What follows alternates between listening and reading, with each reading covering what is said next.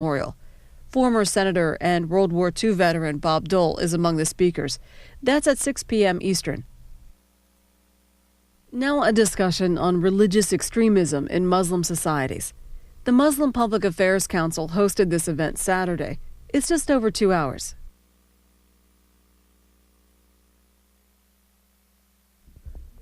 Hello? Okay. Good morning. Assalamu alaikum. In our tradition, we're going to go ahead and begin with reading a couple verses from the Quran. This is from Surah 5, An-Nisa, which is the women.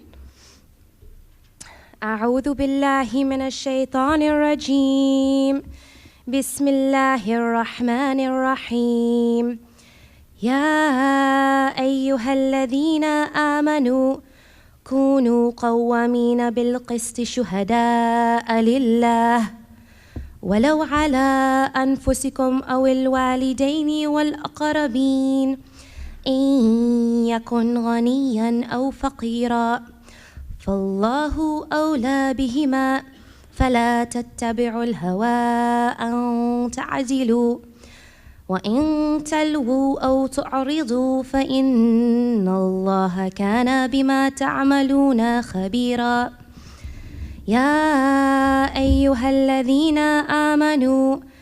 آمنوا بالله ورسوله والكتاب الذي نزل على رسوله والكتاب الذي أنزل من قبل ومن يكفر بالله وملائكته وكتبه والرسل واليوم الآخر فقد ضل ضلالا بعيدا صدق الله العظيم. Assalamu alaikum. Verses from Surah 4, 135 and 136. A'udhu billahi minash shaitanir rajim. Bismillahir rahmanir rahim. O ye who believe, stand out firmly for justice, as witnesses to Allah, even as against yourselves or your parents or your kin, and whether it be against rich or poor, for Allah can best protect both. Follow not the lusts of your hearts, lest ye swerve, and if ye distort justice or decline to do justice, verily Allah is well acquainted with all that ye do. O ye who believe, believe in Allah and His Messenger, and the scripture which He hath sent to His Messenger, and the scripture which He sent to those before Him. Any who denieth Allah, His angels, His books, His messengers, and the day of judgment, hath gone far, far astray. Verily God speaks the truth.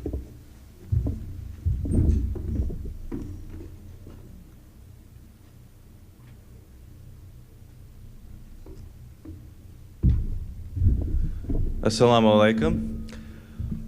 My name is Nair Ali. I am the current chairman of the board of MPAC. I would like to thank all of you, the early risers, for joining us right at the start. I'm sure our crowd is going to thicken substantially as the day goes on. And I would like to officially open MPAC's 4th annual convention for 2004 at Long Beach Convention Center. Thank you. I'm going to turn it over now to Dr. Jasser Hathout for opening remarks.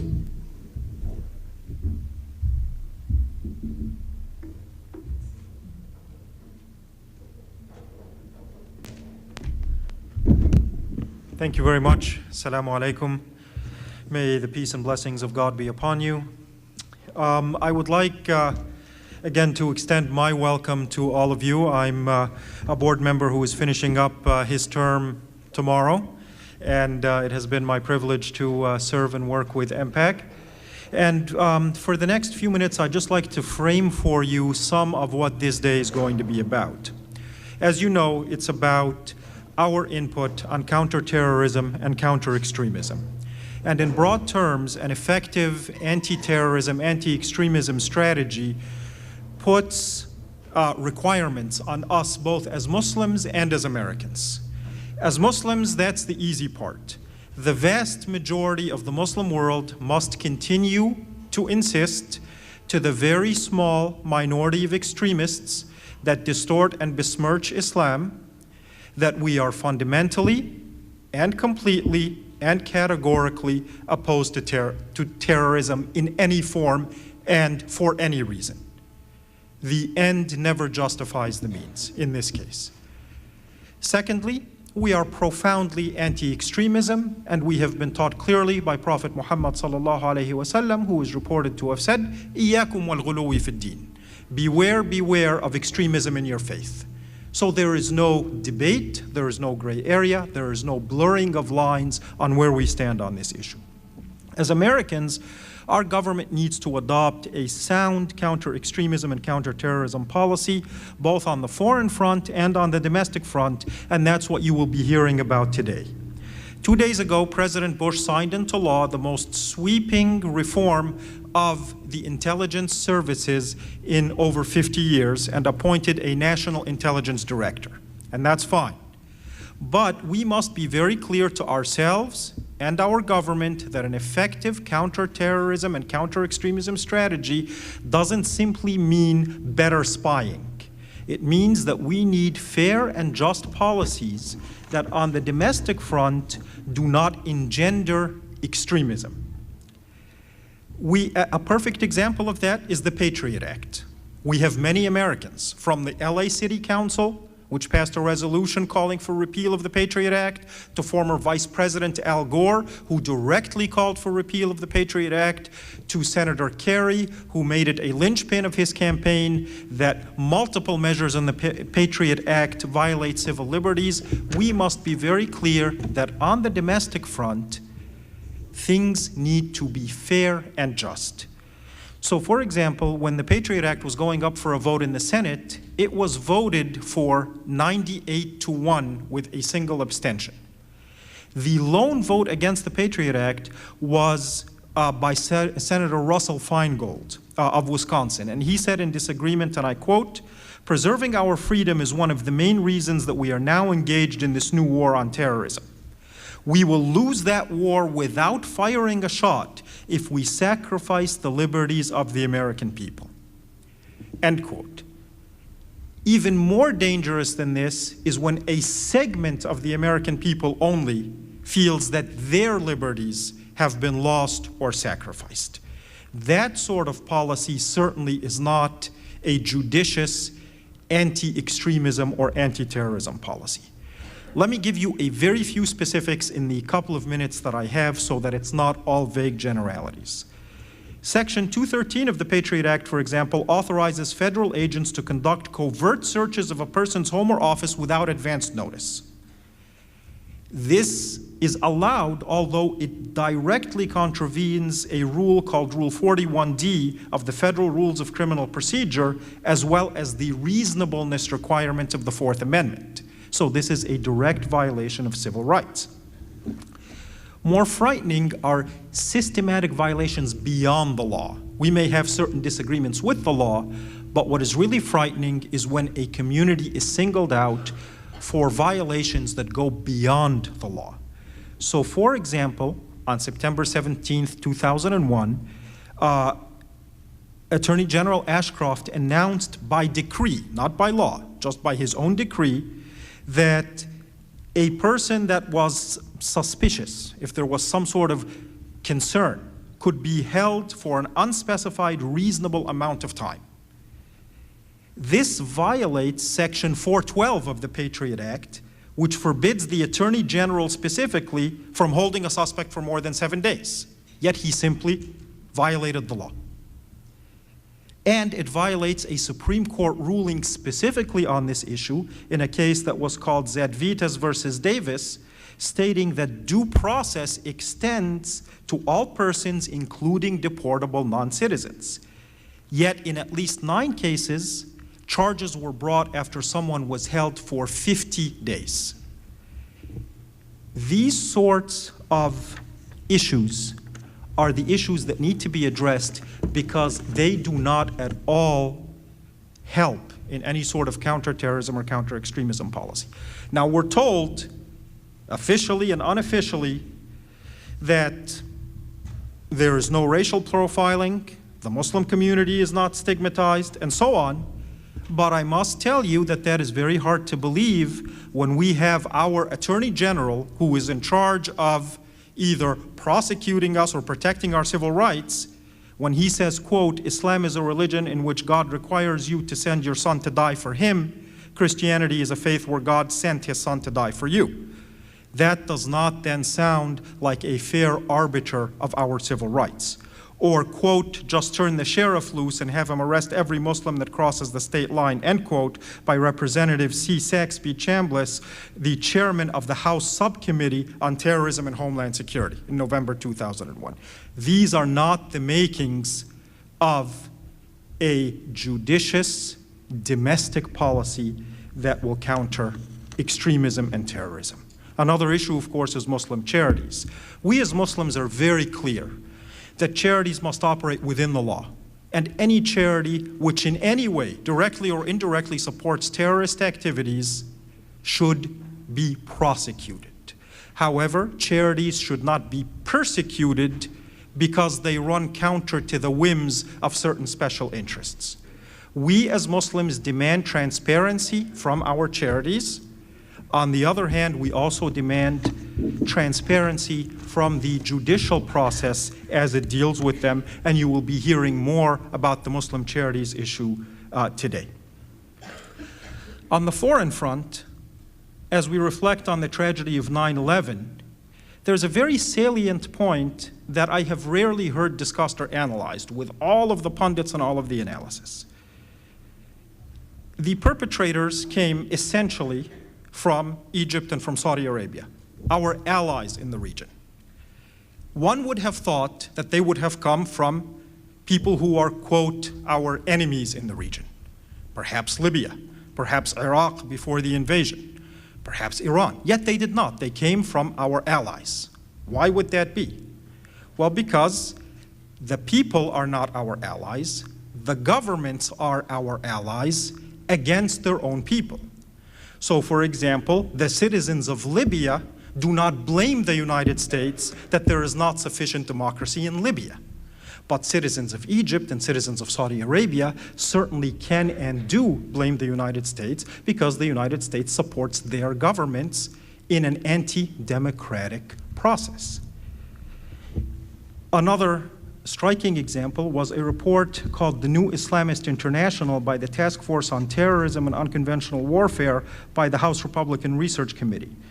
And this talked about an Islamic jihad that was against the Judeo-Christian world and never once talked about whether U.S. foreign policy has anything to do with the events that are happening. They made it an issue of Muslim doctrine, which we know is false.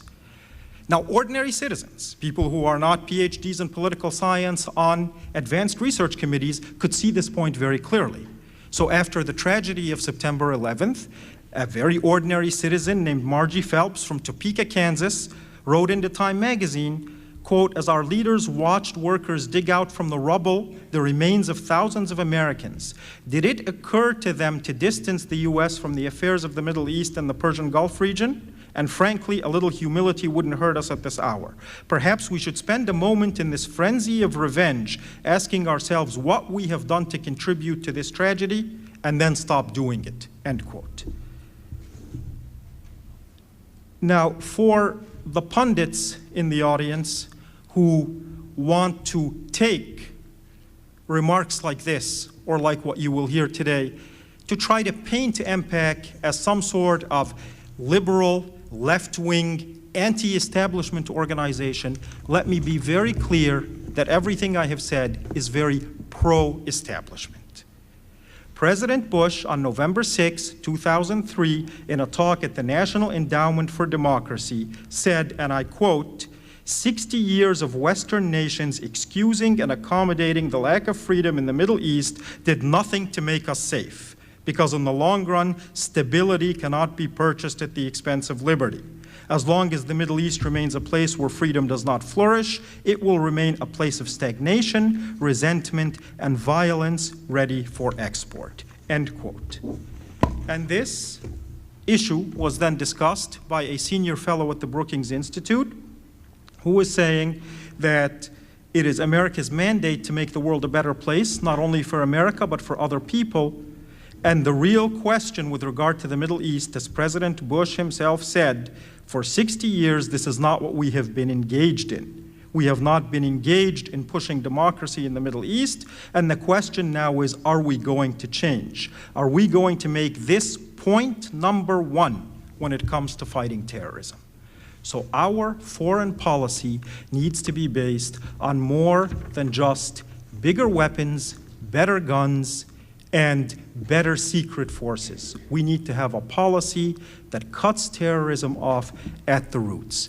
And quoting President Bush again from that same speech, it should be clear to all that Islam, the faith of 1/5 of humanity, is consistent with democratic rule. Democratic progress is found in many predominantly Muslim countries, and he goes on to name many of them. More than half of all Muslims in the world live in freedom under democratically constituted governments. They succeed in democratic societies not in spite of their faith, but because of it. A religion that demands individual moral accountability and encourages the encounter of the individual with God is fully compatible with the rights and responsibilities of self-government, end quote. So our mandate is to try to translate this vision of the establishment into policy. Thank you very much, and I call Captain James Yee, a Muslim chaplain of the U.S. Army, a man I'm sure who is familiar to all of you.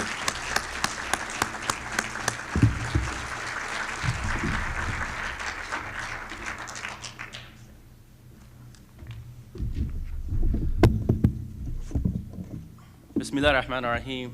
Alhamdulillahi Rabbil Alameen. Wassalatu wassalam ala Rasulillah wa ala alihi wa sahbihi ajma'in. All praise is due to God. May the peace and blessings of God be upon our last prophet Muhammad. Peace be upon him, upon his righteous family, his noble companions, and upon all of those who follow the path of truth. And God willing, that will include all of us.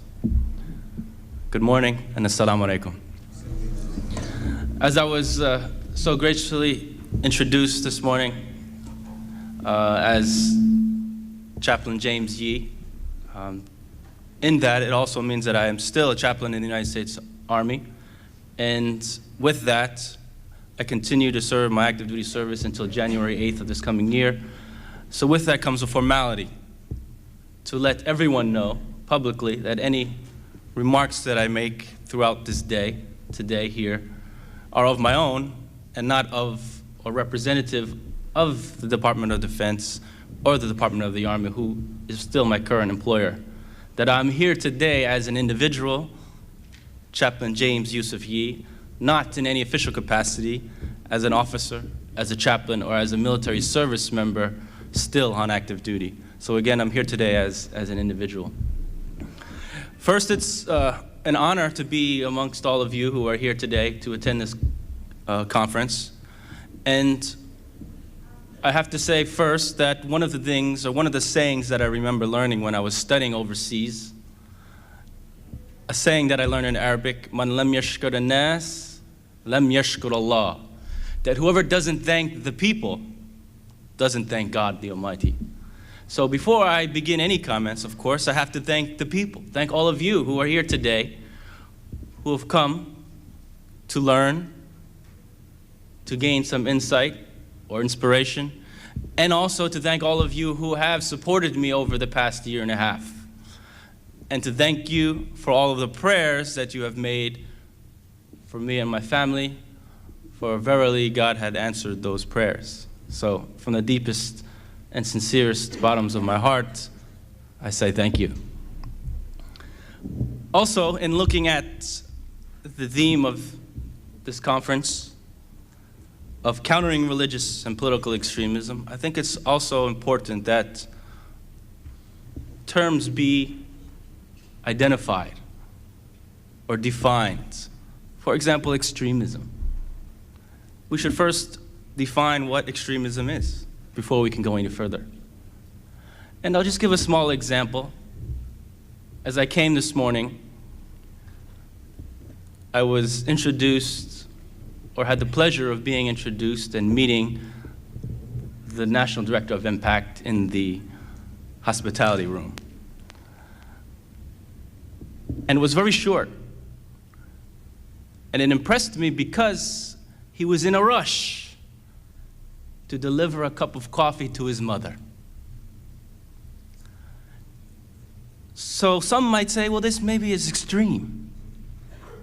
But from the values that Islam promotes, we know that the Prophet, peace be upon him, said, Jannah tahta al-aqdam al-ummahat. That paradise is at the feet of our mothers.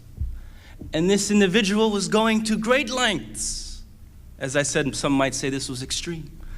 Only to bring a cup of coffee to make sure that his mother was not waiting for that drink. To ensure that his mother had a cup of coffee that was warm or hot. This individual, as I said, some might say went to extremes to respectfully love his mother. And I think that's something that we should all be a part of.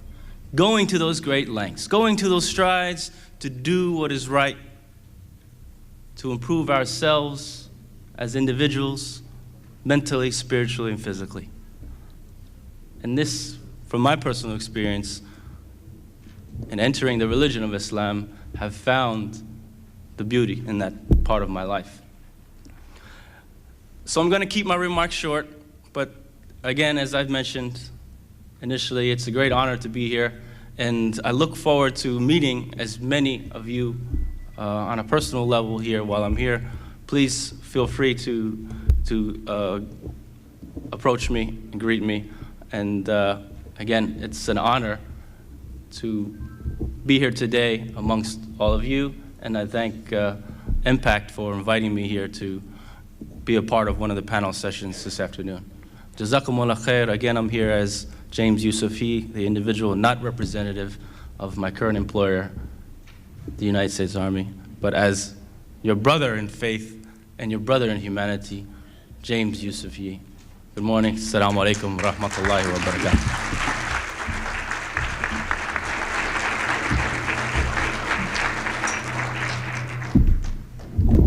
Assalamu alaikum. My name is Salam al-Marayati. I'm the Executive Director of the Muslim Public Affairs Council.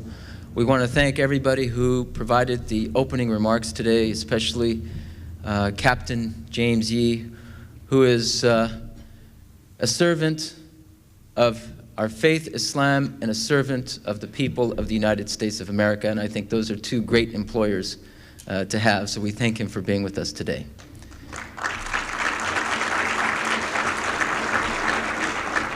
And now we want to begin with our first session, which is countering religious extremism.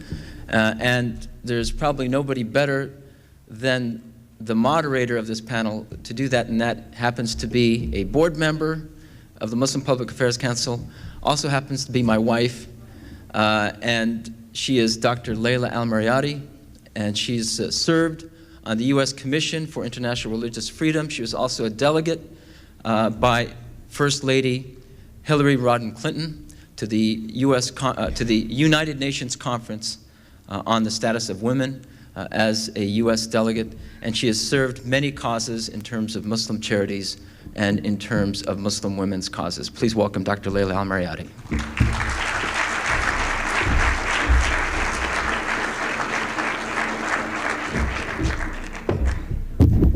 Bismillah ar-Rahman ar-Rahim. Assalamu alaikum. Peace and blessings upon all of you, all of us here today. It's my privilege to be the moderator for the first panel this morning, and I won't be spending much time speaking. I'm going to ask the participants, Dr. Jamal Badawi, Sayyid Hassan al-Qazwini, and Professor Asma Barlas to join me up here on the stage. As we prepare to cover the topic of the Islamic perspective on extremism, and as Captain Yee pointed out, what's extremely important is the definition. Because as we know, there are people on the outside who are not Muslim who have one opinion of what it means to be a Muslim extremist, or an extremist of any kind for that matter. And there are those, as Muslims, we may have our own opinions about what it means, but certainly we are going to be enlightened about this subject from the Muslim perspective, because we here at MPAC, at this convention, one of the main purposes is to focus on what our perspectives are as Muslims. We have been talked about, presented by others in different venues in the media, and it's not too common that you get to hear Muslims actually offer their own perspectives and take ownership of what is, in fact, our own faith and our own commitment to it. So without going any further into that, I would like to begin this panel. What I'm going to do is introduce each speaker right before she or he speaks. You have their full bios in your materials if you want to look at them. At the end of this session, we will be having question and answers, so you should have cards to write down questions, and there will be individuals walking through the room to collect them, and we'll do our best to address all of the questions that you will have. Our first speaker this morning is Dr. Jamal Badawi. Many of you already know him. I know I have been familiar with his work for many years. He's a professor at St. Mary's University in Halifax, Nova Scotia in Canada, where he teaches now at the Department of Religious Studies and Management. He did his training in Cairo, Egypt, received his master's and PhD at Indiana University. He is the author of several works on Islam, and he is responsible for researching, designing, and presenting a 352-segment television series on Islam called Islam in Focus, shown on many local TV stations in Canada and which has been used around the world as well.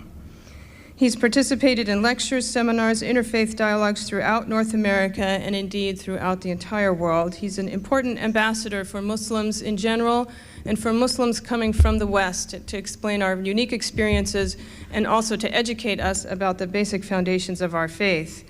He's been involved with numerous organizations, and he is the father of 5 children and, mashallah, the grandfather of 14 and perhaps more on the way, who knows.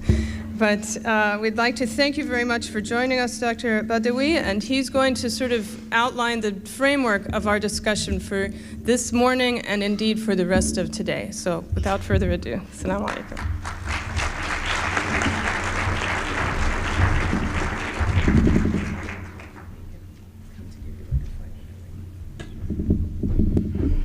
Alhamdulillah, wassalatu wassalamu ala rasulillah wa ala alihi wa sahbihi wa man walah wa ala sa'iri anbiya'illah.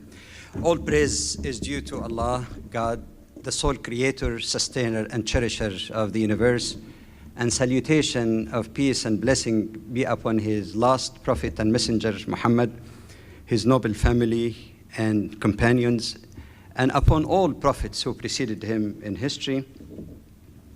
Madam Moderator, Dr. Asma Barlas, His Eminence Sayyid Hassan al-Qazwini, eminent scholars and dignitaries, and all the rest of my brothers and sisters in this hall, or those who might be watching via other means.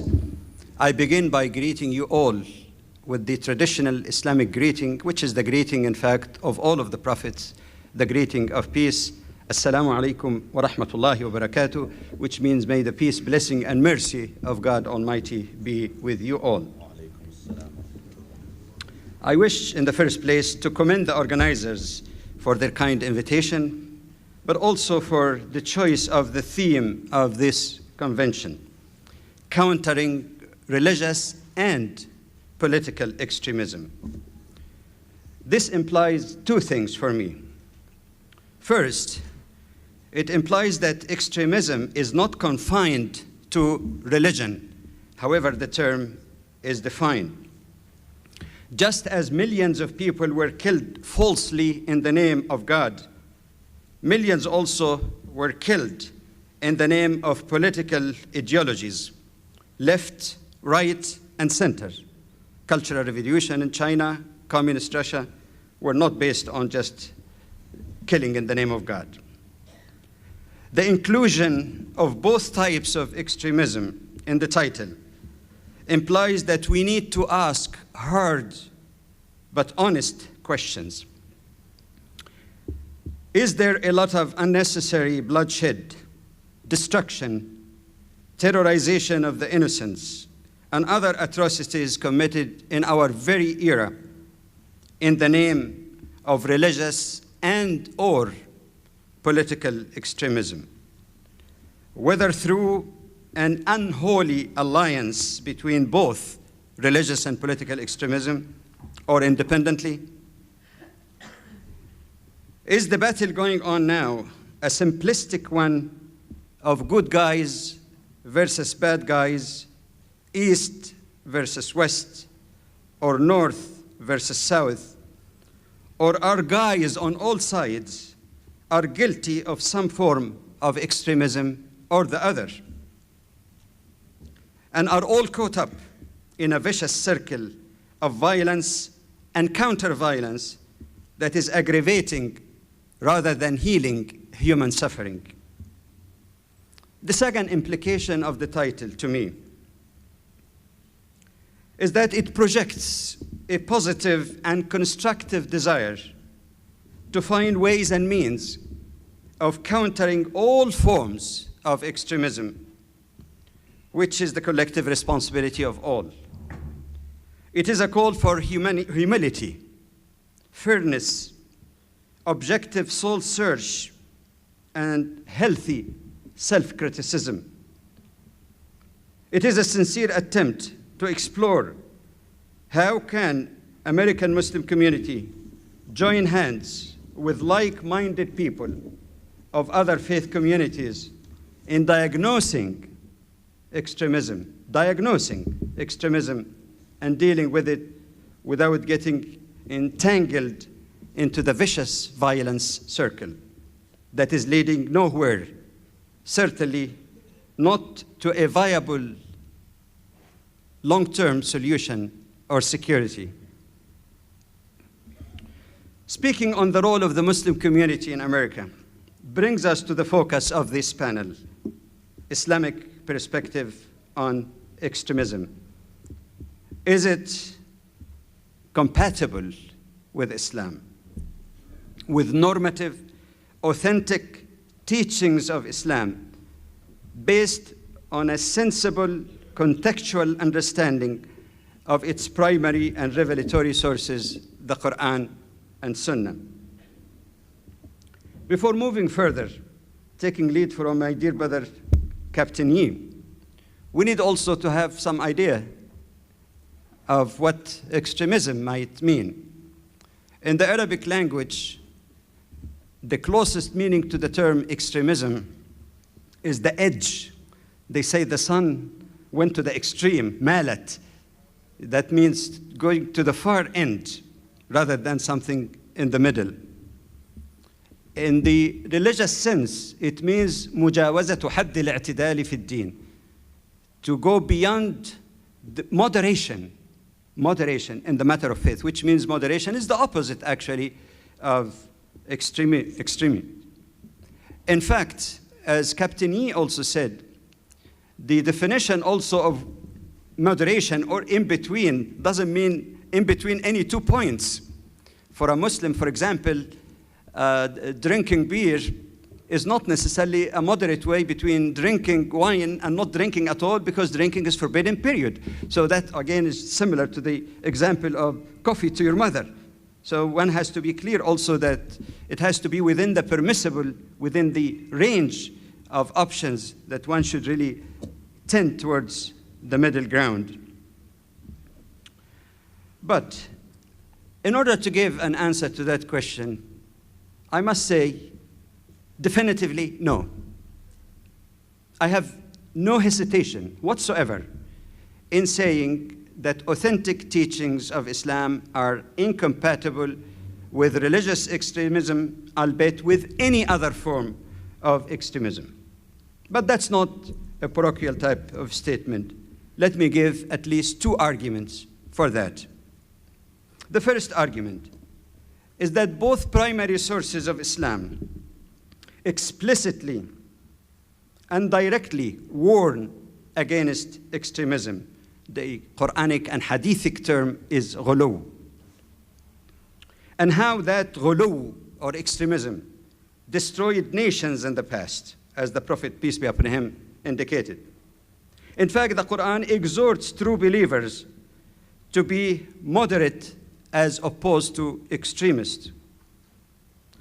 In fact, this is the rationale the Quran gives for the Muslim ummah, the community of believers, to be ummatan wasatan litakunu shuhada'a 'ala an-nas, a moderate and justly balanced nation or community of believers, that you may act as witnesses over mankind or to mankind. Extremists fall in the category described in the Quran, in my view. قل هل ننبئكم بالأخسرين أعمالا الذين ضل سعيهم في الحياة الدنيا وهم يحسبون أنهم يحسنون صنعا. In the 18th surah of the Quran, shall I tell you about those who are losers, those whose endeavors in this life are in vain, but they still think that they are doing the right thing. So good intention does not guarantee not falling into extremist thoughts or actions.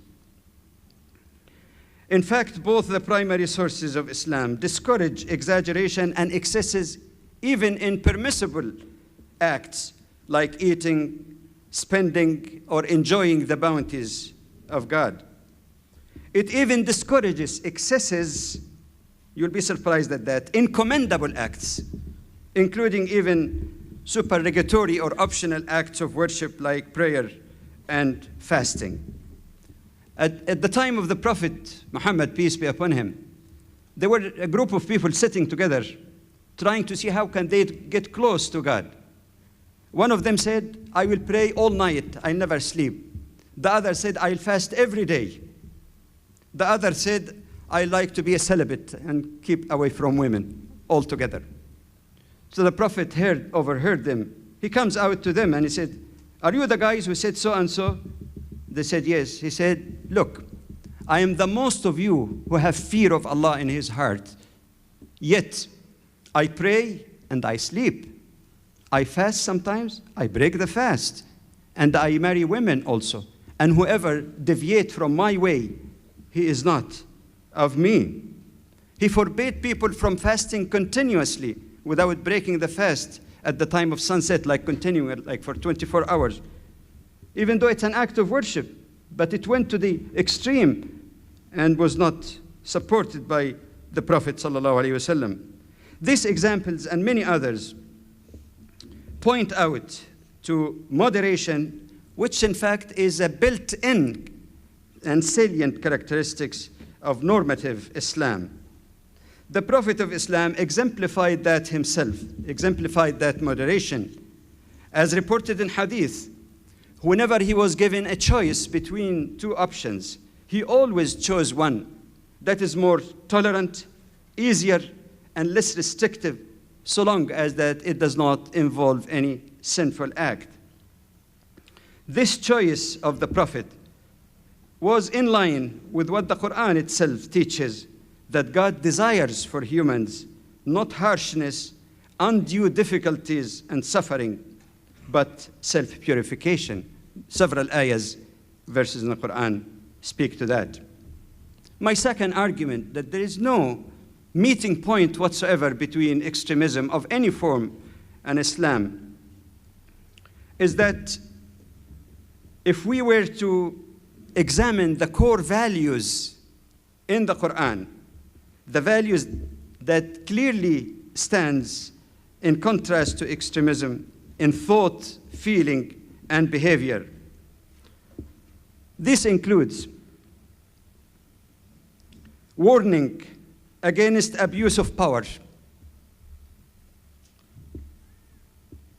warning against lack of fear of God in one's heart in our actions, warning against injustices to anyone, even the enemy, universal mercy, which includes kindness to animals, vegetation, and even ecology, all the creation of God, acceptance of plurality in human societies, peaceful coexistence with the peaceful other, sacredness of human life, human dignity and property, prohibition of warfare, except in extreme cases of inevitable self-defense against aggression or severe oppression, and only as a last resort, sincerely, last resort, and within a strict and humanitarian code of conduct with respect to non-combatants, the injured, the POWs, even respect of the dead.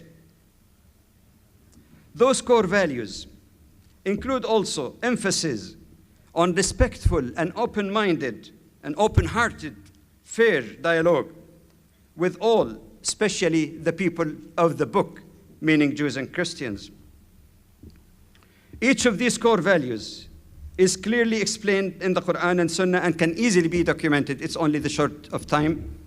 In fact, my humble little paper in its last version under the title Muslim, Non-Muslim Relation is in the process of being uploaded in Islam Online. It's one word, islamonline.net. If you need it urgently, email me and I'll be glad to send you an electronic copy. It is Jamal Badawi, one word, at hotmail.com. It is unfortunate that some persons, including some Muslims, either totally disregard those core teachings, especially peaceful coexistence with those who are non-violent or involved in aggression or oppression of Muslims, as clearly stated in the Quran in chapter 60, verses 8 and 9, a key verse on that issue. Others engage in proof text or resort to what I call the cut and paste approach in interpreting sacred scriptures without due regard to historical context or even textual context. This is an endemic problem, I believe, not only in the Muslim community. Someone familiar with some of you from other faith communities? Reading in the scripture what you want to see violate all linguistic or hermeneutics rules of interpretation. Such attitudes and faulty methodology may explain in part the appearance and reappearance and sometimes intensification of extremism. Yet there are many other reasons for this phenomenon as well, such as the mindset and predisposition of some persons, which may be reinforced at times by cultural environment. I'm not talking about cultures there, cultural there and here. In cultures where there is a widespread stereotypical view of the other, that could feed people, particularly with that mindset, and drive them into some extremist thoughts, if not action. Extremism thrives also in a situation when there is perception of gross and sustained injustices and humiliation, especially in periods of turmoil and insecurity, which foster extremism and provide the most fertile ground for its spread, regardless of the amount of physical or military force employed to stop it. This is an erroneous way of seeking security and may only increase insecurity instead, long term. That brings us to the last question: how to counter extremism, which is a joint responsibility of all. First, religious leaders and scholars are duty-bound to reflect on the common humane values inherent in their respective faith. They need to internalize these values and teach them to their respective communities. They should stop erecting artificial walls of separation or hatred between themselves and others of other faith communities. They should be able to see in the midst of theological differences core areas they all share. They should speak up against bigoted or hate-inciting statements by some media outlets, persons, or even fellow clergy. Secondly, political leaders, policymakers and advisors, think tanks and institutions should endeavor to understand the other correctly, to consult and meet with Muslims here who can perhaps act as bridge builders, to distinguish between the moral teaching of faith, any faith for that matter, and the action of some of its claimed adherents in violation of those teachings. Thirdly, The media should reconsider its constant mantra of using the offensive and unfair expressions such as Islamic terrorist, Islamic terrorism. In fact, they should realize that this is the equivalent to the expression or designation of the conflict and bloodshed in Northern Ireland, or what Timothy McVeigh did in Oklahoma City, as Christian terrorism. Indeed, it is not. Or to call the deliberate killing of Palestinian children, the demolition of homes by many of those extremists, bear that this is Judaic terrorism. Indeed, it is not. Why is it that Islam, among all world faiths, is singled out to have that epithet that is carrying all kind of negative meaning, as if it is part of Islam, just like you say, Islamic prayer, Islamic charity, Islamic terrorism? Why is that one particular faith singled out for this irresponsible and hate-inciting mantra that we hear day in and day out? Finally, how are we to counter extremism and persuade the oppressed, those whose land has been occupied, those who have been humiliated in several hot areas in the Muslim world, that killing tens of thousands of their people, the leveling of their cities, their subjugation under various forms of occupation and false pretenses, that this is all part of a broader good scheme for them, the scheme of liberation, democracy, justice, and restoration of their human dignity after long nights of oppression. If we can find out better answers than war, destruction, and the vicious circle of violence, we should make our voices loud and clear to politicians, policymakers, media, and fellow citizens.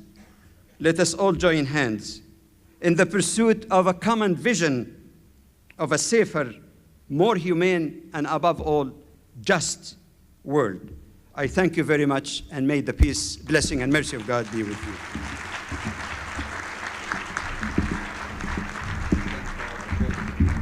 Thank you very much, Dr. Badawi.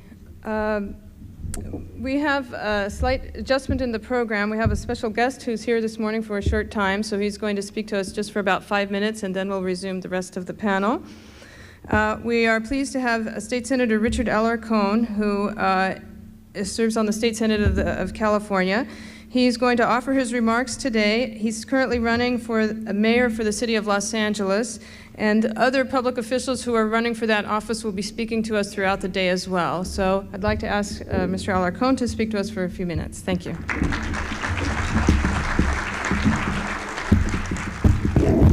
Thank you so much, and good morning. I want to thank the Muslim Public Affairs Council for inviting me to address you as a candidate for mayor of Los Angeles. Listening to the discussion, I wonder whether Los Angeles is going to be a community that expresses itself in ways that contribute to the peace or contribute to the tension. I like to think that Los Angeles is a very tolerant community, but we all know that hate crimes exist throughout our community. And so I am sad to see that yesterday the Associated Press announced that 44% of Americans favor restricting the rights of Muslims. I am proud to say that I'm one of the 48% that believes we should not.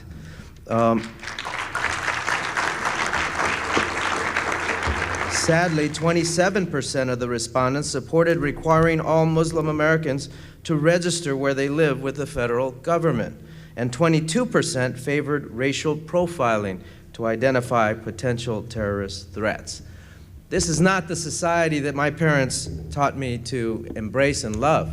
And so we must reignite the flames that built this country, the concepts that you have embraced in your religion as well as in your practice: mercy, justice, peace, human dignity, freedom, and equality for all. I believe that these foundations are very well set for Los Angeles at a time when over 50% of the students in the Los Angeles Unified School District are dropping out. At a time when at some high schools, more of their kids are graduating into penal institutions rather than high school diplomas. And so let's look at your values and see if we can make them work. I'm running for mayor because I think they do work. And that's why I suggest that it is more merciful to work with the poor and improve opportunities for people who find themselves in places of violence, gang members. We must reach out to them and make them successful in the educational process. They must permeate the 12th grade and beyond to create a more fair and just society. And I believe they will be positive contributors to our society. I'm offering a vision for justice by introducing a ballot measure to clean up the contributions at City Hall, to eliminate contractor and developer contributions, because I believe it infringes on the ability of the elected officials to make fair and just decisions in consideration of the people first. I'm introducing a vision of peace because I believe we need 1,000 more police officers, and we can get them without charging new taxes on the people, just by asking the harbor and airport and Department of Water and Power to contribute their fair share for helping us patrol the streets of the city of Los Angeles and making them safer. My vision includes human dignity as well, because we must get tough on hate crimes. At the same time, we must provide an educational opportunity for people to understand diversity in all its endeavors. That's why I am working with the University of California to create an institute on diversity, to appreciate diversity in all of its ramifications. I believe that we ought to embrace our diversity as a way to solve problems, not as a way to blame all of our problems. And I believe that we can contribute to freedom by letting people decide the elections process in their own neighborhoods. I believe that the neighborhood councils should be empowered. It is the next level of democracy that we can offer as a model to the rest of the country. If we can create neighborhood councils, 120 of them, that truly reflect the interests of the diverse interests of their various communities, I believe that we will improve the quality of life throughout the city of Los Angeles. And of course, equality for all is the mantra that we should live by. Far too many people suffer from feeling the disgrace of merely being a particular thing. In your case, many people believe that Muslims do not belong in our society. And yet when I turn around, I see great contributions from your community in the fields of education, in medicine, in business. You are great contributors to our society. Only a government that is foolish would not embrace you into our community. I believe that you can contribute great values to our community. I believe that your values are consistent with the values that we need in Los Angeles. As in other faiths, I believe that we can join together to make Los Angeles a model city for the nation, one that embraces people from all over, not in a way to create harm and hatred, but in a way to express love and peace. That is why I am pleased to be here with you today. I am proud to say that I opposed the war in Iraq when it first started, not after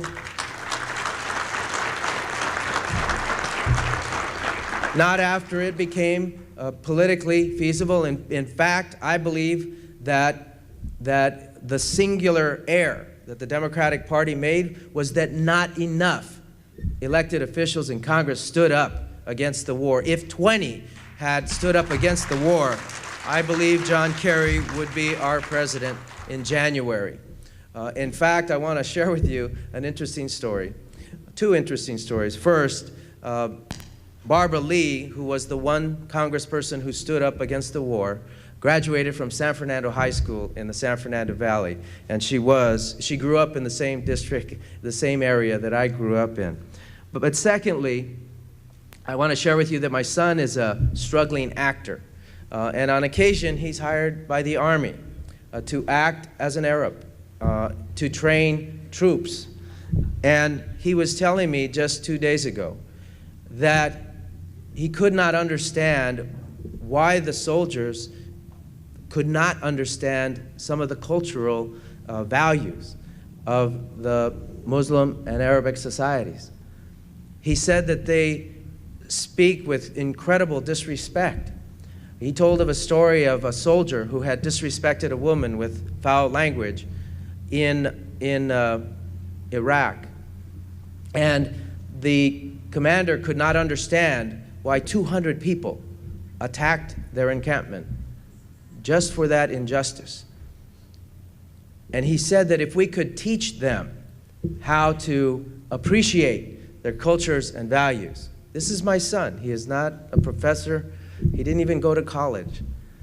But he said if we could just teach them how to appreciate these people, how to appreciate their values, how to appreciate who they are, where they came from, what they believe in, and that they are in fact a peaceful people, that we could bring peace quicker in Iraq. Well, I believe that my son is reflective of most of the people of Los Angeles. And I believe that we can create a greater society by contributing. I want Los Angeles to be a model for the nation, not just with its economy, the 12th largest in the world, not just with reducing violence in our streets, but by promoting tolerance and making it the most diverse place on the planet Earth to have great success and upgrade people from poverty into prosperity. We can do these things, but not if we fail to recognize the talents, abilities, and true contributions that can be made by diverse communities, including the Muslim community. So thank you very much for allowing me to speak. I seek to work with you as we move forward. Thank you. Thank you very much, Senator Alarcon. I think in a time where the community feels under siege, it's important to know that we have friends within the local government and within the greater community of Los Angeles, and that indeed we all are struggling as members of the same human family, and that's really what the message is today. Our next speaker is Professor Asma Barlas. She's a professor of politics at Ithaca College in New York. She's the former chair of the Department of Politics and the founding director of the Center for the Study of Culture, Race, and Ethnicity. Excuse me. She has a BA in English Literature and Philosophy and her master's in journalism, all from Pakistan. And she received her master's and PhD in international studies from the University of Denver in Colorado.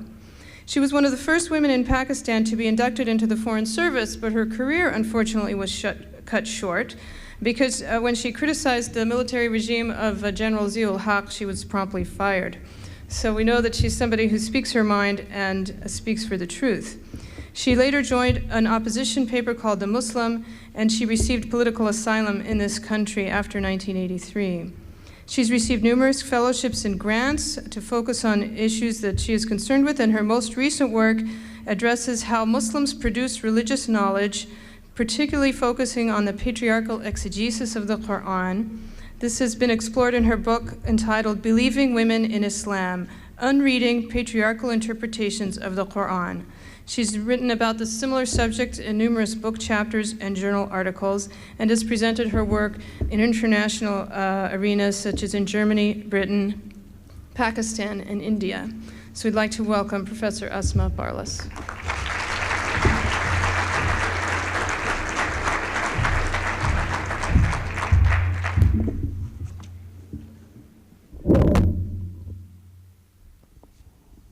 Assalamu alaikum. Good morning. I'm honored to be invited to address the annual convention of the Muslim Public Affairs Council on countering political and religious extremism. My charge, I was told, is to focus on the impact of Muslim extremism on women from a theological and specifically a Quranic perspective.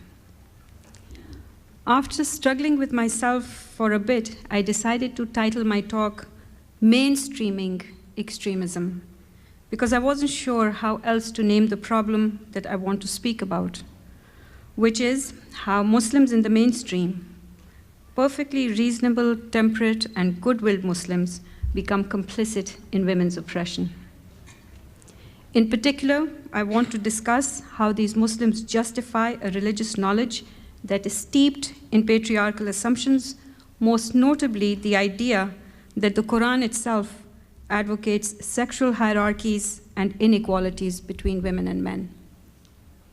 I will follow this critique by providing an argument from the Quran against letting our understanding of Islam become hostage to extremism.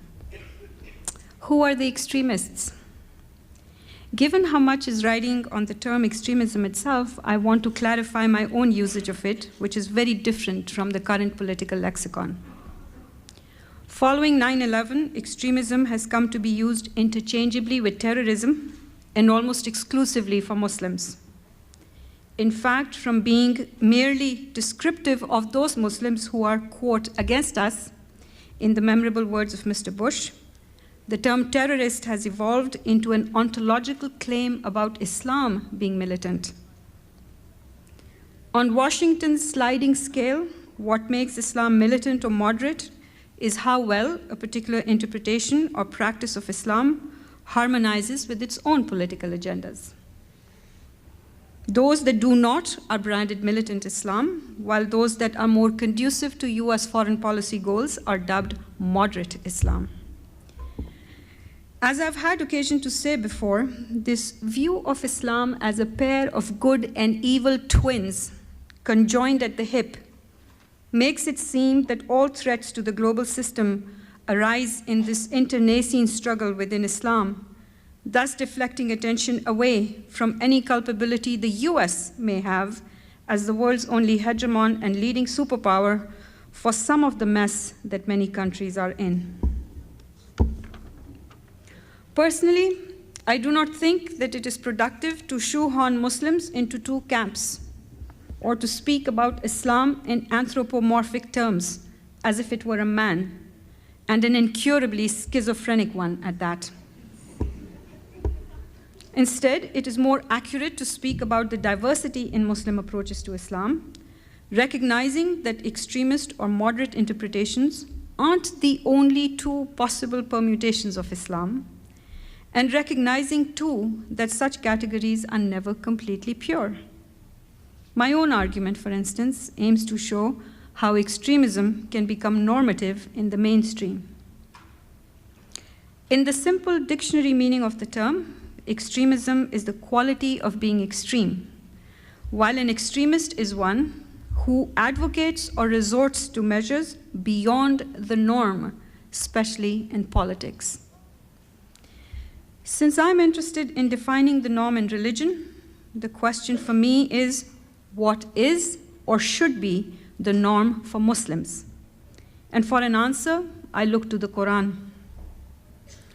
The normative model of Islam that I find in the Quran is its depiction of Islam as Siratul Mustaqim, a straight path and also a middle path that requires all those who walk upon it to avoid excesses and compulsion in religion and, quote, this is from the Quran, to hold fast by the best in the precepts, end quote, as God also tells Moses to instruct his people.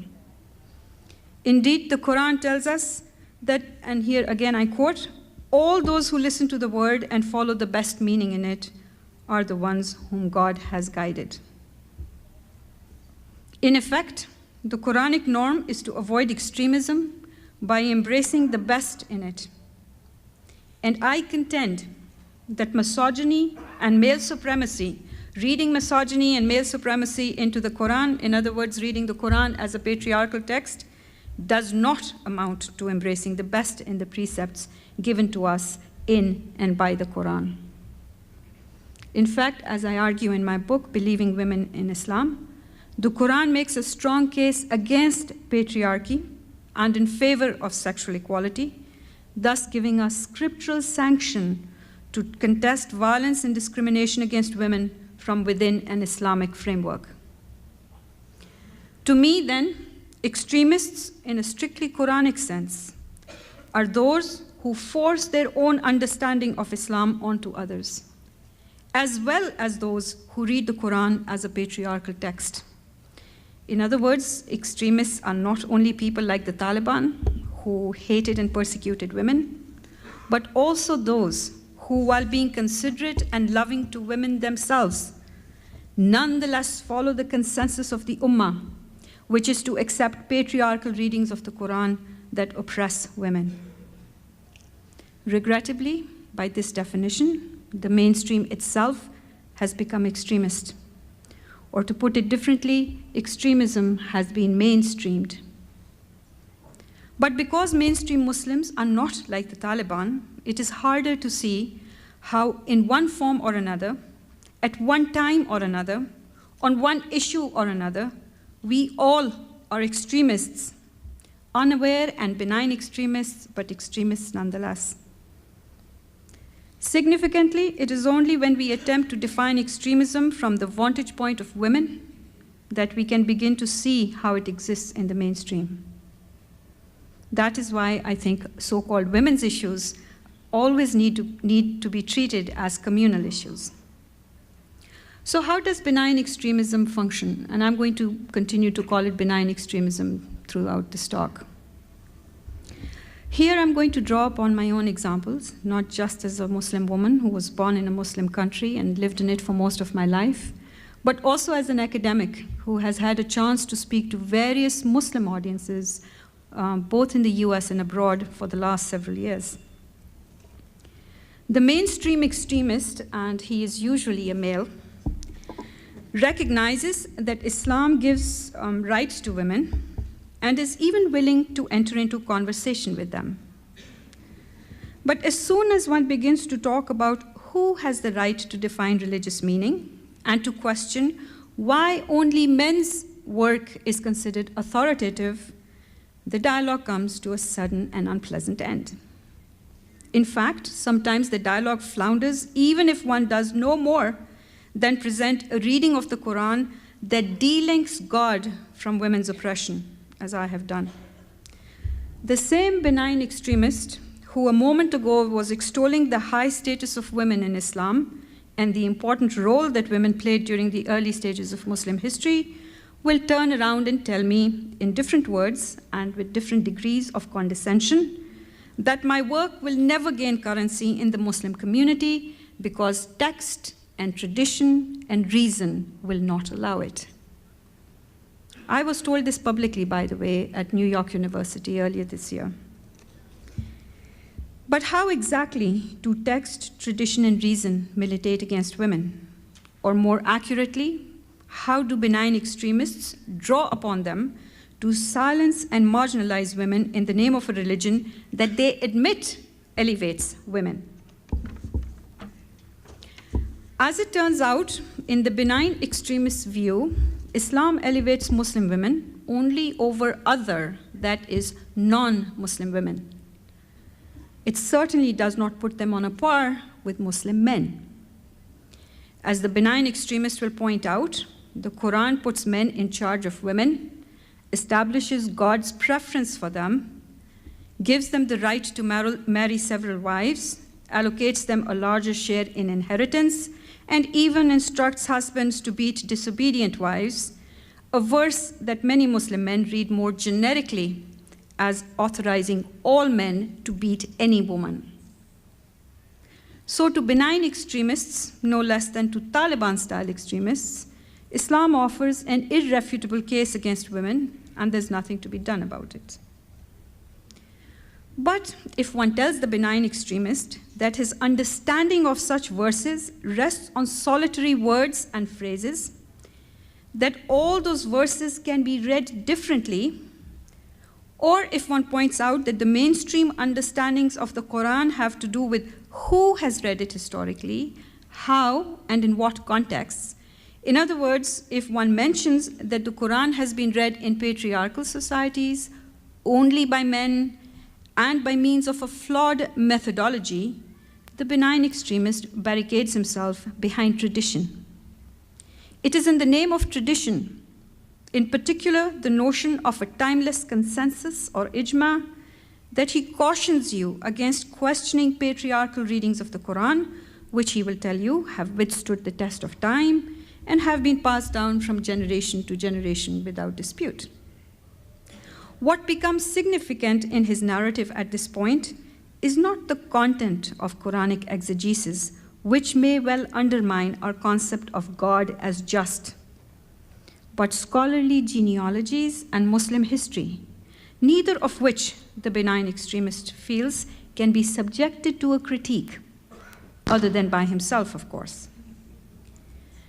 However, if one takes issue with this view at once partial and monolithic of tradition, and points out that tradition also gives us the example of Salma, the wife of the Prophet, who asked why the Quran was not addressing women when it was being revealed to him, and of Aisha, who narrated more traditions or hadith about his life than anyone else. That is, as soon as one emphasizes the role of women in constructing tradition, the benign extremist seeks refuge in reason. It is now in the name of reason rather than history that he will smugly tell you that just because women can read the Quran does not mean that anyone is going to listen to them. No, indeed. Such readings will never become part of Muslim public reason and are best confined to the privacy of one's own home.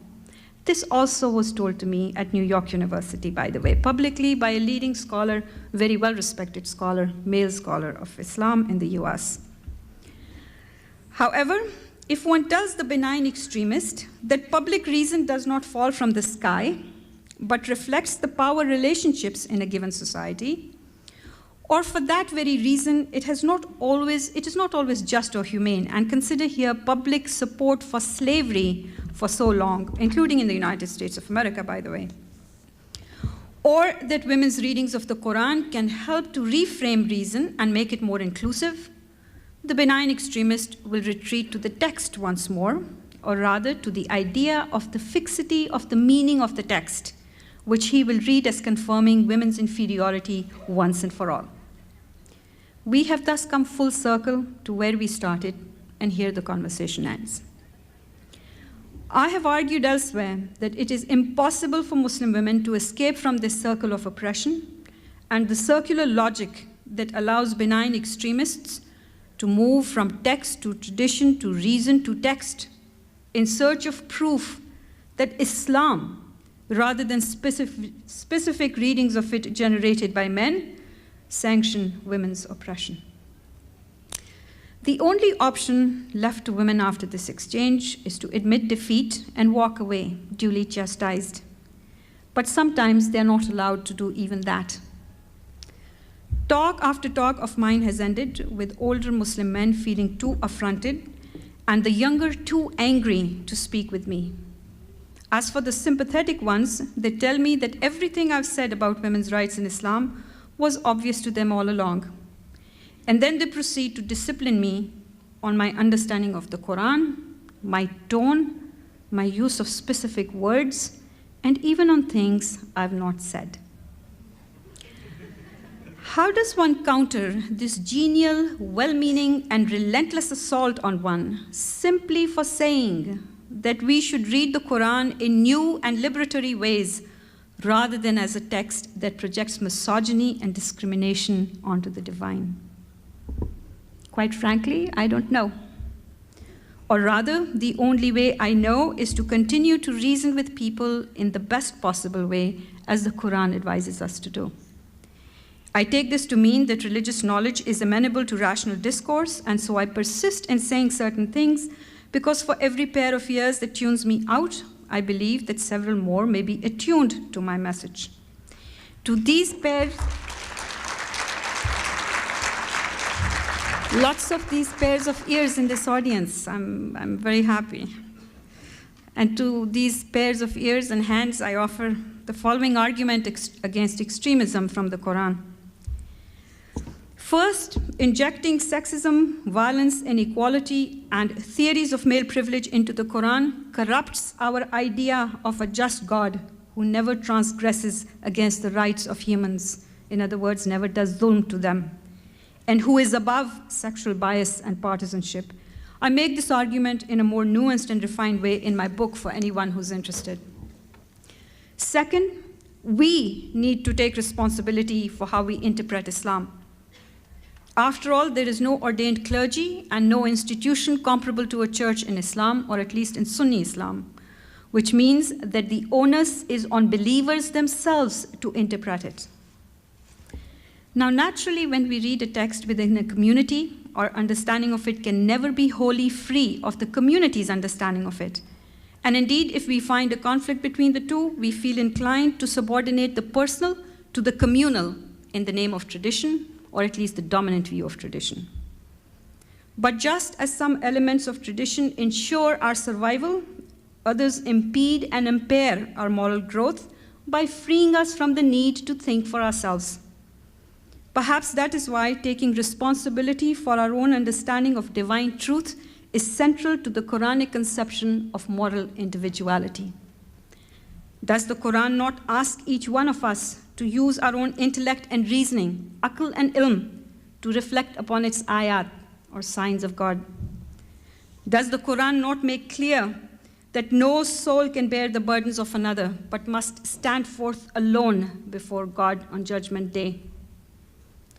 Does the Quran not reserve some of its severest criticisms for those who blindly follow what it calls the ways of our fathers, without reflecting upon the meaning of divine truth for themselves? Does the Quran not instruct children that if their parents, quote, strive to make thee join in worship with me, things of which thou hast no knowledge, then obey them not? I am well aware of the context in which these verses appear in the Quran, but I contend that they convey a universal message, which is that no matter how deep our links to the community, each one of us will be held accountable for our own understanding and practice of our religion.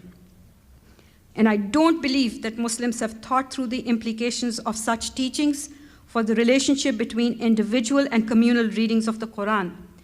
Instead, we simply assume that the individual must always be subordinate to the ummah, and that the communal norm is the Quranic norm, hence beyond error.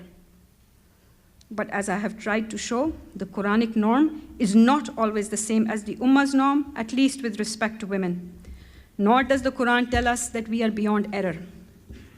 It does not teach a theory of human infallibility. Indeed, it reminds us that our history on earth originated in human error and fallibility. Muslim history, like all other history, is a testimony to not only achievements and triumphs, but also wrongdoings and errors. So to use our history as an alibi against rethinking our ideas and practices to make them better is an act of self-sabotage that will never allow us to progress beyond our past mistakes. So what if historically Muslims have read the Quran as a patriarchal text? Does that mean we can never read it in better, more ethical, more egalitarian ways? So what if anti-women tafsir of the Quran or anti-women hadith can be found in the works of great scholars? Are we more invested in their reputations or in safeguarding our conception of the divine? And I'm thinking here of all of those Muslims who can live happily with the misogynistic hadith because it can be found in Sahih Bukhari, without wondering how the Prophet, who embodies the best in the Quran, would describe misogyny to God's speech and thence to God. If only scholars could understand the Quran, why would the Quran tell us that it came also for the unlettered Bedouin in the desert? If scholars were infallible and could bear the burden of our understandings and misunderstandings of the Quran, why would the Quran insist that each one of us engage in an independent hermeneutical endeavor in order to understand it? If collective readings of scripture were all that was required of believers, why would the Quran protect our individual freedom to read it in light of our own knowledge and reason? Is it not because God wants to give us the opportunity to respond to God's call? Is it not reckless disregard and self-defeating for us to refuse this charge? Thank you.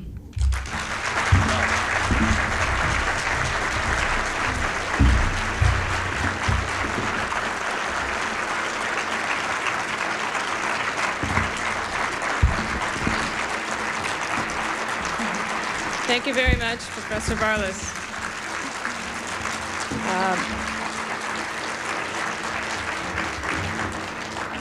For those of us who have been in similar situations, it's nice to know we're not alone. And I would also say that it reminds me of the verse that is one of my favorites that I will paraphrase for you, but it's in chapter 9, verse 71, that talks about the believers, the men and women, they're awliya, they're protectors one of another. Ba'duhum min ba'd. We are so connected we can't disconnect ourselves. And we work together to do what? To do the mission of what it is to be Muslim, to enjoin the doing of what is right, al-amr bil ma'ruf, and to forbid the doing of what is wrong, an-nahy an al-munkar. And if you want to say the mission statement and the purpose of what Islam is about, it can be summed up in those terms. And how that's relevant to the discussion today is understanding what is the ma'ruf, what is right, and understanding al-munkar. And sometimes our misunderstandings of what these things are, even with the best of intentions, can lead us down to in a path of extremism in multiple forms. And that's what we are trying to work towards, which is to go along the straight path, as Professor Barlas pointed out.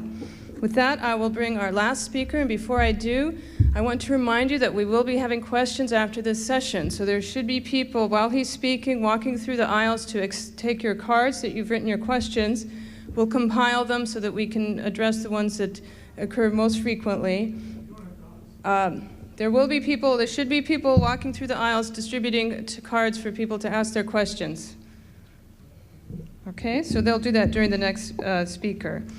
And then we'll have time for that at the end. It's a great honor for me to introduce Imam Hassan al-Qazwini, who is the religious leader of the Islamic Center of America in Detroit, Michigan. He is a well-known figure to many of us, and we are very grateful that he has taken the time to come here today, as all of our speakers have. He's the author of 2 books, Meditation on Sahihain, a critique of Sahih al-Bukhari and Sahih Muslim, and Prophet Muhammad, the Ethical Prospect. Imam Qazwini immigrated to the United States in 1992 with his family, but since the attacks of 9/11, when Islam was hijacked, as it were, he multiplied and accelerated his efforts to depict a genuine representation of Islam and Muslims. He's spoken at over 100 churches, colleges, universities about the teachings, authentic, genuine teachings of Islam, dispelling common misconceptions about Muslims in America.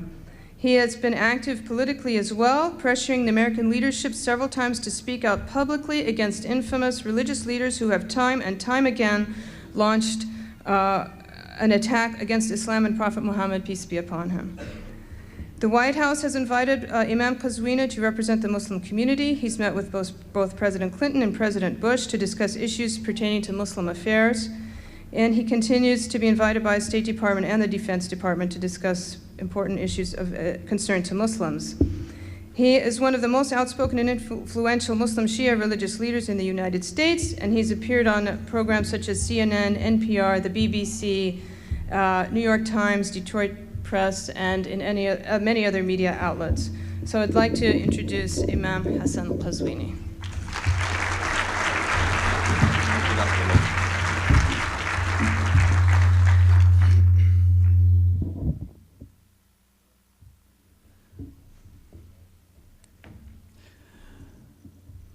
Bismillah ar-Rahman ar-Rahim, in the name of Almighty Allah, the Beneficent, the Merciful.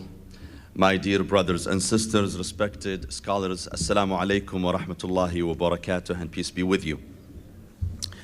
First of all, I would like to thank MPAC for putting together this beautiful conference, and particularly this important and extremely significant panel on extremism, the perspective of Islam on extremism. There are many issues that have been already covered by my colleagues in the panel, and I'm not going to go in depth about them. But before I go to the main part of my presentation, I would like to touch upon 2 important notes. One is that something that was mentioned by Chaplain Lee, that what is the definition of extremism? How do we define extremism? We must differentiate between extremism and devotion to the just cause. And we should not consider devout Muslims devoting their time and their worship to the right cause as extremists. Let me give you an example on that. A Muslim woman in France who insists to put hijab on, the headscarf, even after the ban in the public schools in France, is not, in my view, is not considered an extremist. This woman is considered a devout Muslim who is devoted to her faith. And I believe then we have to differentiate between the two. Also, a Muslim prisoner in the United States who refuses to eat non-halal food in the prison, that does not mean he is an extremist.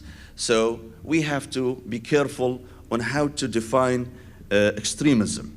The other issue, and I think my brother Dr. Badawi also alluded to, is that extremism is not confined within one faith or one ethnic group. You may find extremism in any religion, in any ethnic group. We may have Jewish extremists. We have people like Rabbi bin Yusuf, who called for the expulsion of all Muslims, all Arabs from the occupied territories.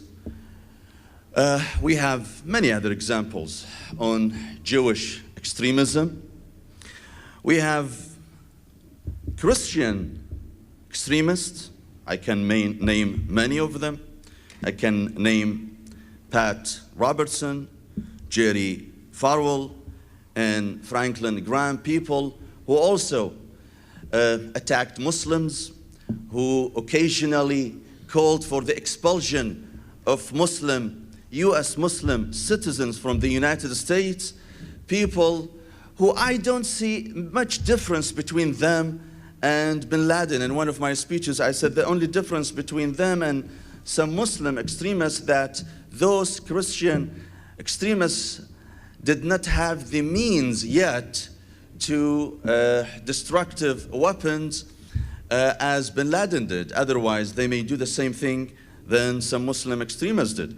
And there were some of them who called for nuking Muslim cities with nuclear bombs. So my point is that extremism is not confined within one religion or ethnicity.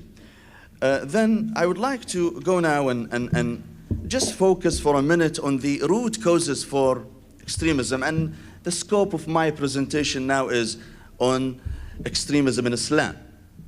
Let's leave the Jews and the Christians out now. Why we have Muslim extremists and where this comes from? Obviously, prejudice plays a major role here. Closed-mindedness, ignorance, being exposed to the inadequate religious guidance. All of those lead to extremism and make a Muslim an extremist. And therefore, we have this problem today. There could be one other reason also. It could be, extremism could be a reaction to oppression. Oppression and repression can lead some people to grow extremists. Again, I would like to go back to the example I gave about France and banning hijab. Imagine a woman who was banned from hijab, from public schools, from education, pursuing education because of her hijab. She is banned from going to school. Imagine this woman generating kids and a family. What do you think this woman would tell her children about the society that oppressed her and denied her from pursuing higher education? Of course, there will be extremism. Now, we Muslims, my dear brothers and sisters, must understand that extremism poses a grave threat to the future of Islam. It totally distorts the image of our faith.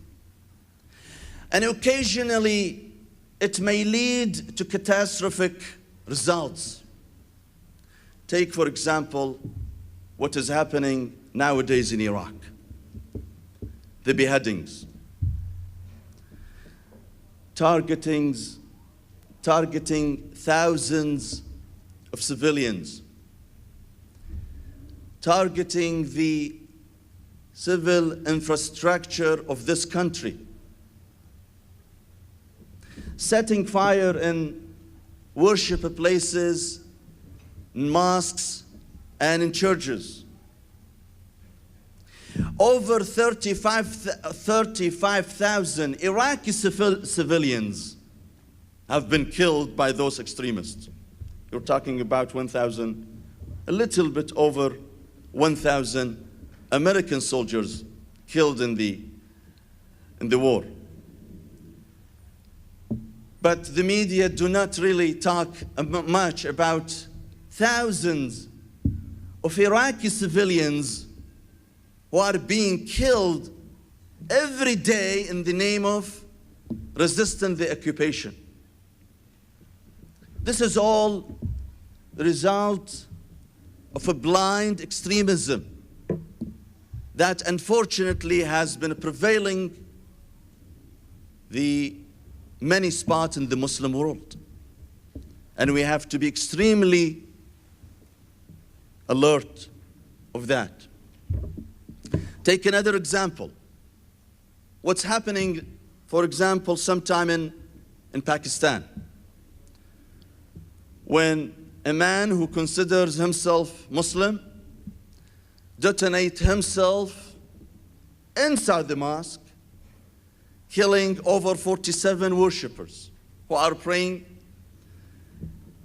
during the Friday prayer, thinking that if he kills those people, he will be dining the same night with the Prophet Muhammad in paradise. This is a very dangerous thinking patterns, my dear brothers and sisters. And we have to be extremely alarmed about it. Of course, this phenomena of extremism has its historic roots. A 13th century scholar wrote a book, named his book وجوب قتال الرافضة. He urged the mainstream majority Muslims to eliminate their brothers in the minority in the name of God. And yet the same scholar is embraced by many of those extremist groups as well as some Muslim governments. And he is granted the title of Shaykh al-Islam, the Grand Shaykh of Islam. This is a real problem, my dear brothers and sisters. What is the solution to that? I know my brother Dr. Badawi offered some solutions, and I would like to offer mine too. I believe that Muslim scholars must speak up. Self-criticism is the key solution. We Muslims must learn how to criticize ourselves. We must learn how to better educate ourselves. We Muslims must learn not to condemn each other simply because probably we differ with each other. Diversity is a blessing. It should not be viewed as a curse. It is a blessing. And I truly believe that all forms of, our sister was speaking about benign extremism. I believe all forms of extremism are cancerous. Believe me. We must know that extremism is cancerous and it is dangerous. It is dangerous for Muslims. It is dangerous for non-Muslims. It is dangerous for the image of Islam. I ask you, my dear brothers and sisters, when those extremists go wild and commit atrocities in the name of Islam, who pays the price? Of course, it is Islam. Islam that has been hijacked by those people. It is Islam that always pays the price. And I tell you, my dear brothers and sisters, that the worst enemy of Islam is the one that rests within, the one who speaks in the name of Islam. Those who act against Islam in the name of Islam.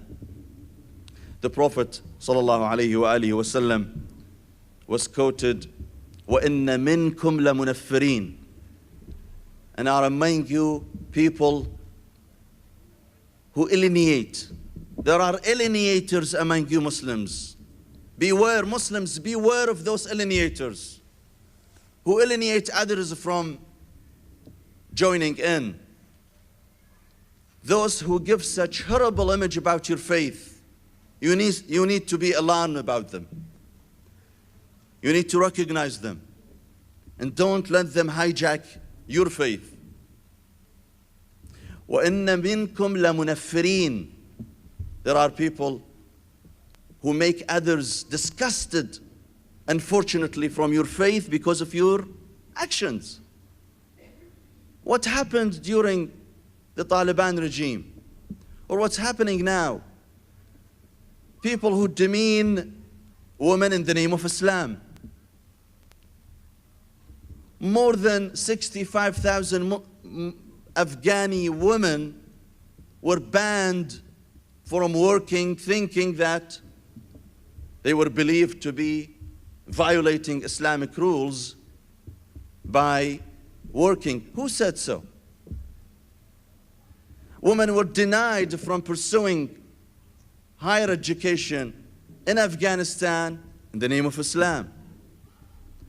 You go to some Muslim countries, women are not allowed to drive a car. Why is that? Well, read Quran. There is nothing in the Quran says women cannot drive a car. There are 56 Muslim countries in which Muslim women drive a car. Why in this particular Muslim country women cannot drive a car? And when you ask them, they tell you Islam said so. Islam bans women from driving a car. The problem is, my dear brothers and sisters, when we impose our own interpretation, our own ill interpretation on Quran, on the hadith of the Prophet. We present our own version of Islam to the world, saying this is Islam. And thus Islam will pay the price for that.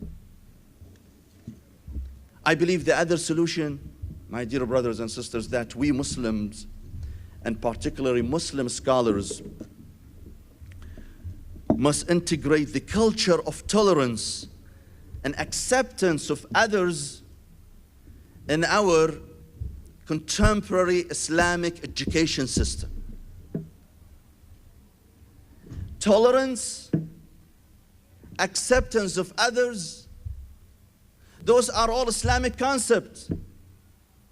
Islam was the first religion that urged its followers to stretch the hand of friendship to others. قل يا أهل الكتاب تعالوا إلى كلمة سواء بيننا وبينكم أن لا نعبد إلا الله.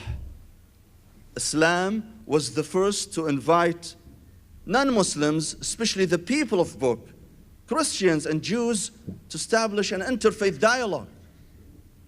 Islam says to its followers that لا ينهاكم الله عن الذين لم يقاتلوكم ولم يخرجوكم من دياركم أن تبروهم وتقسطوا إليهم.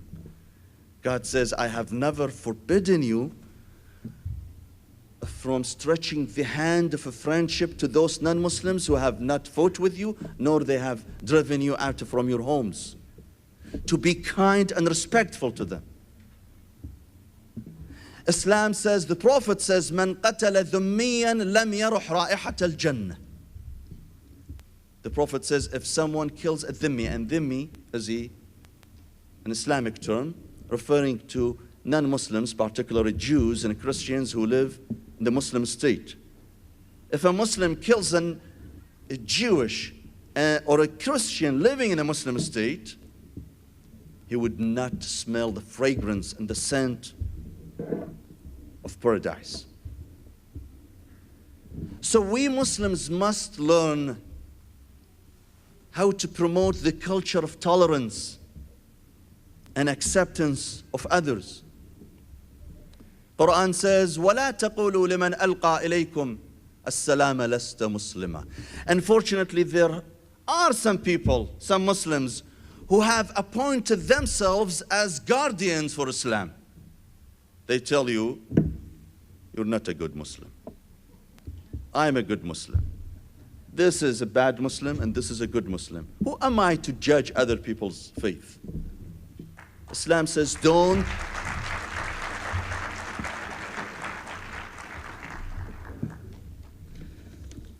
judge people's faith when they tell you I'm a Muslim.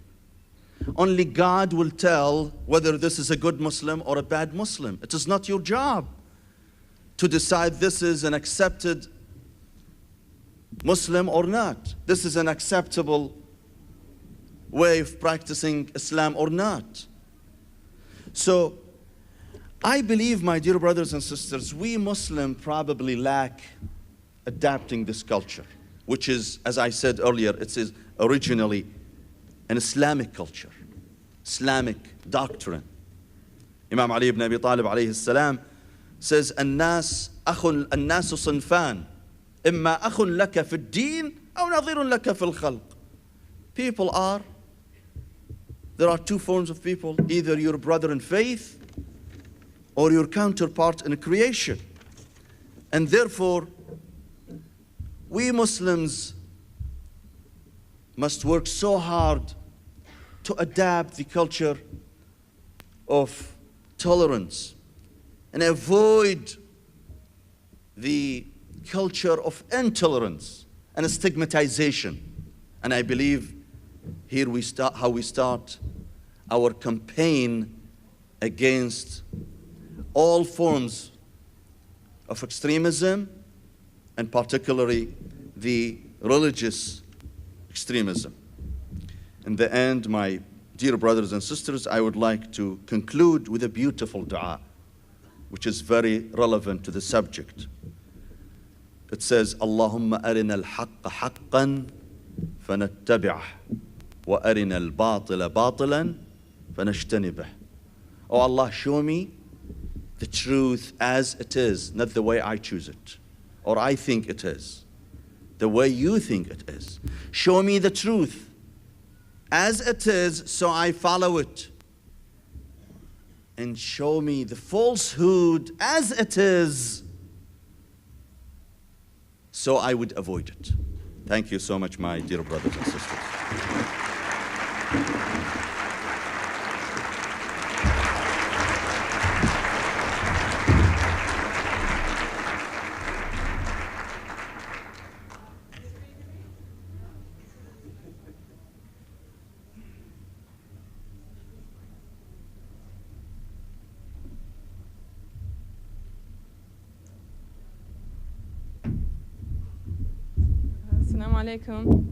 I'd like to thank all of our distinguished speakers. We had quite a range of discussion, but I think that the topic in general is quite broad.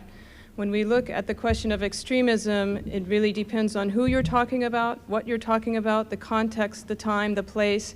And what we've learned 100% is that you cannot draw simplistic conclusions about this issue in any community, least of all among Muslims. I think we heard a call from Dr. al-Badawi that, and this was reiterated with the others as well, when you use the term Islamic before any other word, what exactly, how can you be sure you're describing something that truly is Islamic? I would argue that when you say Islamic terrorism, it's an absolute contradiction in terms. It can't be Islamic if it actually is terrorism. And you can say terrorism committed by Muslims, But to use that as an adjective to define something that is completely outside the realm of what Allah subhanahu wa ta'ala would accept is erroneous, which is why we reject terms like Christian terrorism or Jewish terrorism, and we absolutely reject the notion that Islamic terrorism can even exist, because if it's terrorism, it's not Islamic. We have many, many questions. Hopefully the mics are working, because I have a pile of about 50, but I've been told we only have about 12 minutes to answer them. So we may end up going a little bit over. We have several workshops. First of all, many of you have asked questions about issues that relate to political extremism and the sources of sort of religious extremism, such as some of the conflicts in the Middle East, injustices against the Palestinians, the fact that as long as we can't resolve these conflicts, will this kind of problem continue, the war in Iraq, and so forth. Those kinds of issues will be addressed throughout the day, so I will not be taking those questions. So let me go to my pile, and we'll see what we have. Can you hear me now? We need the mics on for the, how about now? Okay. So we have numerous questions. I'm going to keep to the general ones that all of our panelists can answer. Some of you asked very specific questions about issues related to women, and I'm sure all of them would be happy to speak with you afterwards. But we'll start with the question of interpretation, and I would like this to go to all of the speakers. And this is the question that, let me see, where did I go? A general way of framing it is, who has the right to interpret the Quran and to say what Islam is? What is the role of the average individual in coming to an understanding of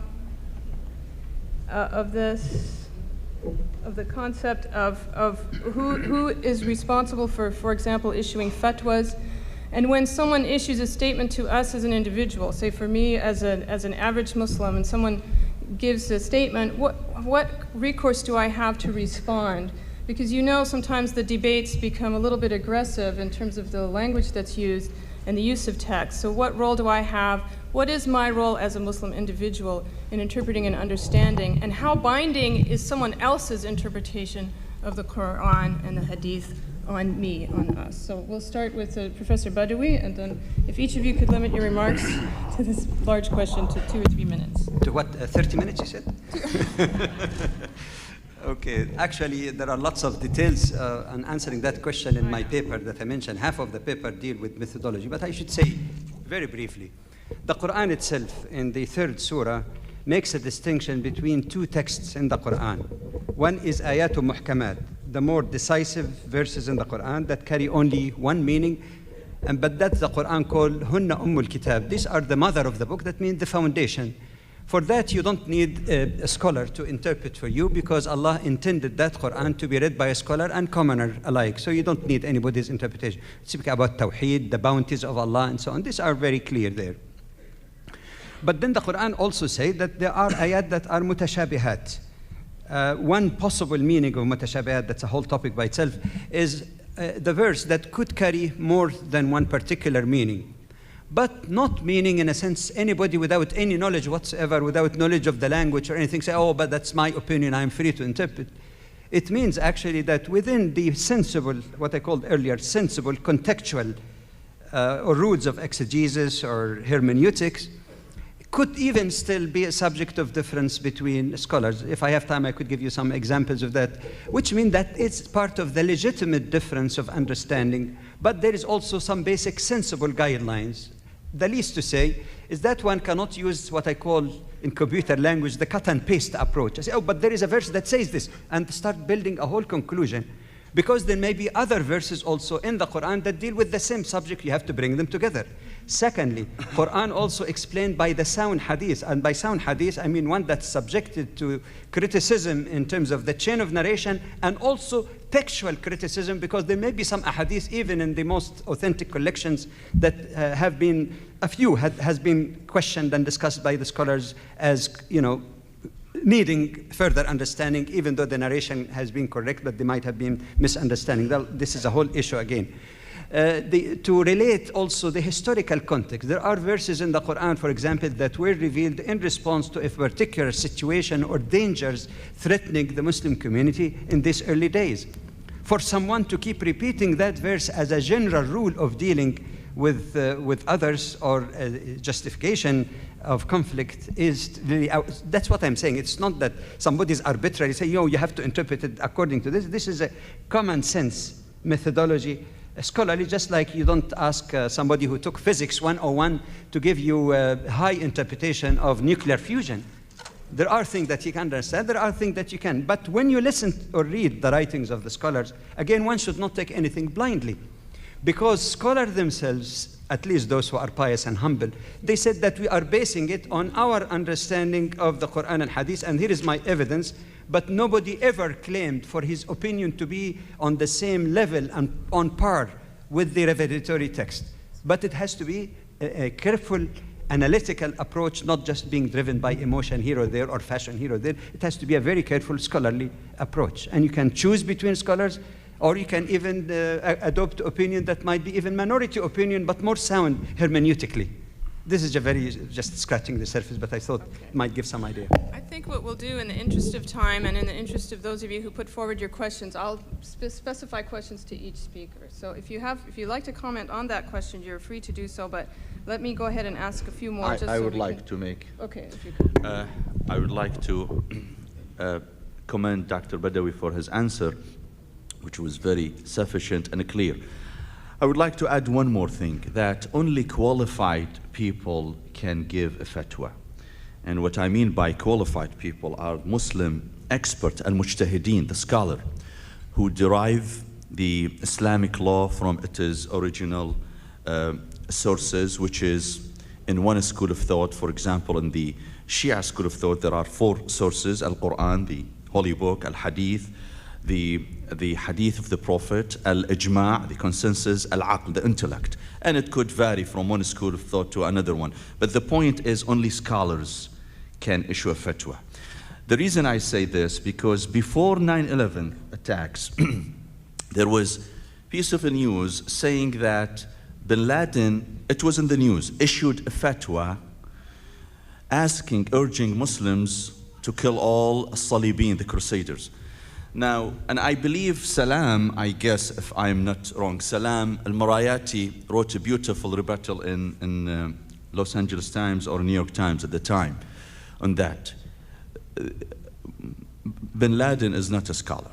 Whether we agree with what he do or we don't, that's a different issue. He is not a scholar. Someone like Bin Laden or any other individual in the Muslim world cannot give a fatwa. Giving a fatwa is a very sensitive job. It's a very sensitive business. It is confined within the expert. People who are highly educated, people who possess a high level of knowledge and have dedicated their whole life in extracting Islamic laws from its original sources.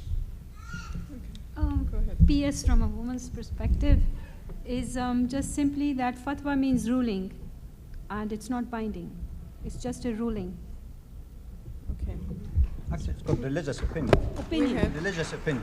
We have a lot of questions related to the issue of women. Many of them are more specific than others. One that I think is an interesting question is, and also that sort of has a positive approach to it, is to ask the panelists what would be their approach or advice to women who are trying to become inclusive forces for bettering their Muslim communities in exclusive masjids that tend to exclude them from participating or separating them during prayer or during lectures. Another question came up about how do you deal with that when there are forces within the masjids to keep women separate and apart.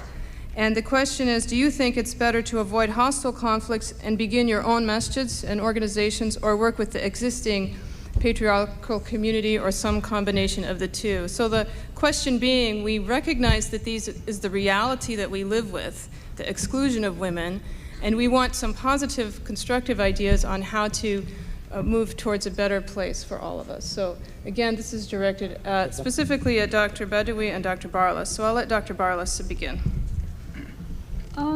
One of the reasons that I was so personal in my talk, even though it makes people very uncomfortable when one begins to become personal, is to share with you the difficulties I face when I try and say things which I think would be just intuitive. And so I don't have like a grand plan on how to dismantle patriarchy. I don't have I wish I did. And I'm very conflicted about both the means that are being pursued to get women's voices heard and also, the results of it. In India, the women finally got so fed up, they construct, they have their own mosque. But I have to ask myself whether in the long term, that's the only route to go. And I think the question suggests that it has to be some combination. Because for women to completely secede from the community is not going to help open it up to women within the community. And in terms of how to argue with men, my whole presentation was that you can't argue with them. And they always say that it's hard to argue with a woman, but actually it's very hard to argue with the man who thinks he's an expert. So